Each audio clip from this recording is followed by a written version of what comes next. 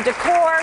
And you know what? We missed her while she was gone, but now she is back. Kimberley Seldon, everyone. Fresh off the plane from Israel. Yes. I feel so bad for you. I mean, know. you worked so hard. I know. Seriously. It was really a chore to have to visit all these beautiful cities in Israel. My first time, and I really fell in love. It will not be my last time. I saw on Twitter the pictures, and I was so jealous. It was so gorgeous. I cannot wait to see the tape that you have brought back. And we're only going to see a little bit of it today. Just a taste. Just a taste, but we're going to see more from you and Shai throughout the coming episodes of Home Day. But we thought we would take a bit of a lesson from what you saw there when you went to a textile place. Right. We're going to talk about mixing your textiles, which can be a little tricky. It can be a little bit scary, and also where do you start? So Right. what I did is we came up with 3 different ways that are kind of common places to start when you're thinking about pulling fabrics together for your house. Okay. So the first way is you start with an amazing carpet. Look at this because one. typically, Isn't now that gorgeous? check out the front of this carpet. Like, look at those beautiful ombre colors. Kind of, you're seeing that in fashion, so we're seeing that in home design as well. Yeah. Typically, an area carpet or draperies are going to be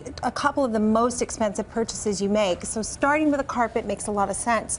And it actually becomes quite easy after that to build. I'm going to go around you. Can I go around you?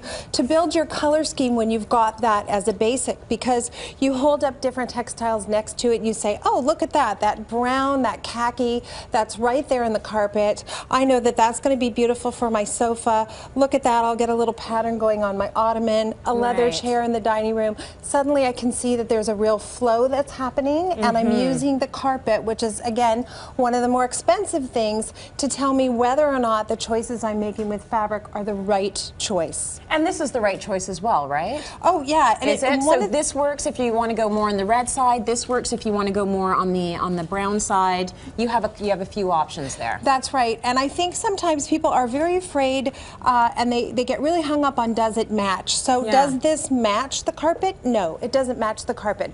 Would it be a beautiful complement to the carpet in the same room? Absolutely, it would. Right. And I think that's the mark of somebody who's a little bit more brave, a little bit more confident when it comes to decorating, is to be able to mix those choices. Yeah, no, you have to be brave, and I think that's why so many of us, I mean, we get our audience to come in with audience questions.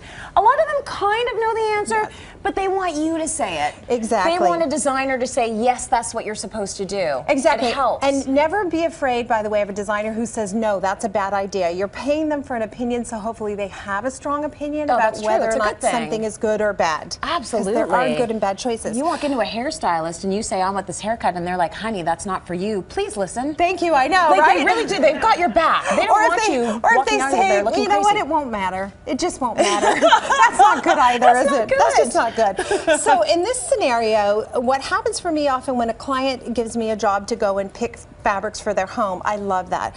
I'll go to the fabric store and I will peruse all the hundreds of fabrics, thousands of fabrics they have, and I'll say, you know what, this one, it really speaks to me. This feels like the one that she would love for her draperies. So I check out the price point. If that's a fit, then I'm going to build everything else around it.